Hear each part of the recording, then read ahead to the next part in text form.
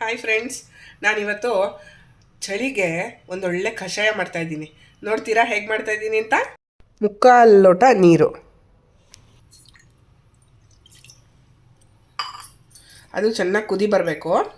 ಕುದಿಯೋ ಅಷ್ಟರಲ್ಲಿ ನಾವು ಬೇರೆ ಸಾಮಾನುಗಳನ್ನು ಕುಟ್ಟಿ ಪುಡಿ ಮಾಡ್ಕೊಳ್ಳೋಣ. ಇವಾಗ 1 ಚಮಚ ಧನಿಯಾ, ಒಂದು ಅರ್ಧ ಚಮಚದಷ್ಟು ಜೀರಿಗೆ, ಒಂದು ಸ್ವಲ್ಪ ಶುಂಠಿ, ಒಂದು 4 ಕಾಳು ಮೆಣಸು. ಅರ್ಧ ಪುಡಿ ಆದ್ರೂ ಸಾಕು, ಹೇಗೂ ನಾವು ನೀರಲ್ಲಿ ಕುದಿಸ್ಕೊಳ್ಳೋದ್ರಿಂದ.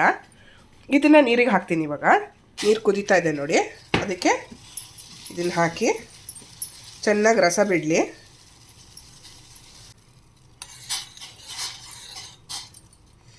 ಇದ್ರ ಜೊತೆಯಲ್ಲಿ ಸ್ವಲ್ಪ ಅರಿಶಿನ ಸೇರಿಸ್ಕೊಳ್ಳೋಣ. ಒಂದು 1/4 ಚಮಚದಷ್ಟು ಅರಿಶಿನ ಹಾಕ್ತಿದ್ದೀನಿ. ಇದೆಲ್ಲ ಚೆನ್ನಾಗಿ ಕುದೀಲಿ. ಈ ಕಷಾಯ ಮಾಡ್ಕೊಂಡು ಕುಡಿಯೋದ್ರಿಂದ ಇದನ್ನು ಹರ್ಬಲ್ ಟೀ ಅಂತಲೂ ನೀವು ಹೇಳ್ಬೋದು. ಶೀತ ಕೆಮ್ಮು ಏನಾದರೂ ಆರೋಗ್ಯದಲ್ಲಿ ವ್ಯತ್ಯಾಸ, ಸ್ವಲ್ಪ ಆಲಸ್ಗೆ ಅಂದರೆ ಸುಸ್ತಾಗ್ತಾ ಇರೋದು ಆ ಥರ ಎಲ್ಲ ಇತ್ತು ಅಂತಂದರೆ ಎಲ್ಲ ವಾಸಿಯಾಗುತ್ತೆ.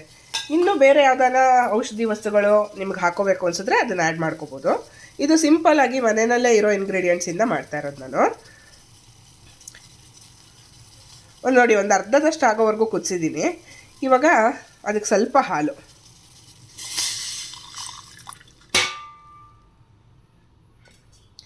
ಹಾಕಿದ್ಮೇಲೆ ಚೆನ್ನಾಗಿ ಕುದೀಲಿ. ಇದಕ್ಕೆ ಇನ್ನೊಂದು ಸ್ವಲ್ಪ ಬೆಲ್ಲ ಸೇರಿಸೋಣ. ನಾವು ಹಾಗೇನೂ ಕುಡಿಬಹುದು, ಬೆಲ್ಲ ಸಕ್ಕರೆ ಏನೂ ಇಲ್ದಿರ. ಬಟ್ ಬೆಲ್ಲ ಹಾಕ್ಕೊಂಡ್ರೆ ಸ್ವಲ್ಪ ಕುಡಿಯೋಕ್ಕೂ ಹಾಯಾಗಿರುತ್ತೆ ಅಂತ ಅಂದ್ಬಿಟ್ಟು ಸ್ವಲ್ಪ ಬೆಲ್ಲ ಸೇರಿಸ್ತಾ ಇದ್ದೀನಿ. ನಿಮಗೆ ರುಚಿಗೆ ಎಷ್ಟು ಬೇಕೋ ಅಷ್ಟು ಬೆಲ್ಲ ಸೇರಿಸ್ಕೊಳ್ಳಿ. ಚೆನ್ನಾಗಿ ಕುದೀಲಿ, ಇದು ಬೆಲ್ಲ ಎಲ್ಲ ಕರಗಲಿ. ನೀವು ಈ ಥರ ಪುಡಿ ರೆಡಿ ಮಾಡಿ ಇಟ್ಕೊಂಬಿಟ್ಟು ಶುಂಠಿ ಆವಾಗ ಹಾಕ್ಕೊಂಡ್ಬಿಟ್ಟು ಮಿಕ್ಕಿದ್ದನ್ನು ಪುಡಿ ಮಾಡಿ ಇಟ್ಕೊಂಬಿಟ್ಟು ನೀವು ಕಷಾಯ ಬೇಕು ಅಂದಾಗ ನೀರಲ್ಲಿ ಕುದಿಸ್ಕೊಂಬಿಟ್ಟು ಮಾಡ್ಕೋಬಹುದು. ಅದೂ ಚೆನ್ನಾಗಿರುತ್ತೆ. ಮತ್ತು ನೀವು ರೆಗ್ಯುಲರಾಗಿ ಇದನ್ನು ಥಂಡಿಗಾಲದಲ್ಲಿ ತೊಗೊಂಡ್ರೆ ತುಂಬ ಒಳ್ಳೆಯದು ಆರೋಗ್ಯಕ್ಕೆ. ಮೈನ ಬೆಚ್ಚಗಿಡುತ್ತೆ.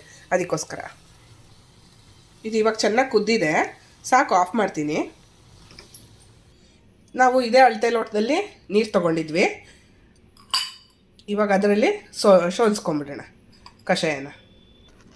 ಚರಟ ವೇಸ್ಟ್ ಆಯ್ತಲ್ಲಪ್ಪ ಅಂತ ಬಿಸಾಕ್ಬಿಡಬೇಡಿ. ಇನ್ನೂ ಒಂದು ರೌಂಡು ಕುದಿಸ್ಕೊಂಡ್ರೇನು ಅದರಲ್ಲಿ ರಸ ಇರುತ್ತೆ, ಆಯಿತಾ? ಸ್ವಲ್ಪ ಅರಿಶಿನ ಮತ್ತು ಒಂಚೂರು ನೀರು, ಒಂಚೂರು ಹಾಲು, ಬೆಲ್ಲ ಎಲ್ಲ ಹಾಕ್ಬಿಟ್ಟು ಕಷಾಯ ಮಾಡಿಕೊಂಡು ಖಂಡಿತ ಕುಡೀರಿ. ನಿಮಗೆ ತುಂಬ ಹೆಲ್ಪ್ ಆಗುತ್ತೆ.